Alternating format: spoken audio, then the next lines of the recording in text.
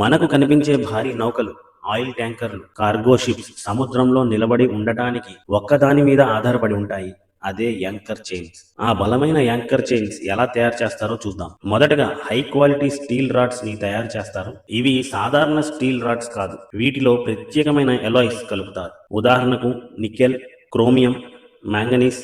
ఇవి చైన్ కి బలాన్ని, తుప్పు నిరోధకతను ఇస్తాయి. అంటే తుప్పు పట్టకుండా ఎక్కువ కాలం ఉండేలాగా ఈ కెమికల్స్ ద్వారా మీకు బలపడతాది. తర్వాత ఈ స్టీల్ రాడ్ ను భారీ ఫెర్నెస్ లో దాదాపు 1000 నుండి 1200 డిగ్రీల సెల్సియస్ వరకు వేడి చేస్తారు. ఇంత వేడిలో స్టీల్ మృదువుగా మారుతుంది. అప్పుడు దాన్ని వంచి ఆకారంలోకి తేలిగ్గా మార్చవచ్చు. తర్వాత హెవీ హైడ్రాలిక్ మిషన్లు వాటిని ఓవెల్ ఆకారంలోకి లింక్స్ గా వంచుతాయి. ప్రతి లింక్ సుమారు ఒక మనిషి ఎత్తు అంత పెద్దగా ఉండొచ్చు. లింక్ ఆకారంలో వచ్చిన తర్వాత రెండు చివరలను కలిపి ఫ్లాష్ వెల్డింగ్ అనే టెక్నిక్ తో బలంగా వెల్డ్ చేస్తారు. ఇది చాలా ఖచ్చితమైన పని.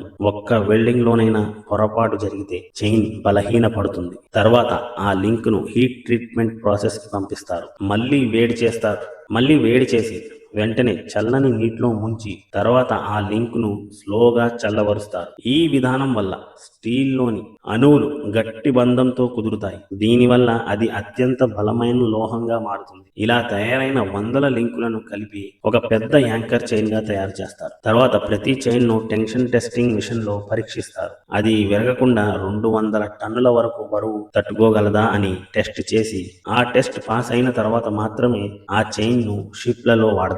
అంటే ఒక్క యాంకర్ చైన్ లింక్ వెనక అంతటి టెక్నాలజీ, శ్రమ, ఖచ్చితత్వం ఉంటుంది. చూశారు కదా, ఇలా తయారవుతుంది ప్రపంచంలోనే బలమైన యాంకర్ చైన్స్.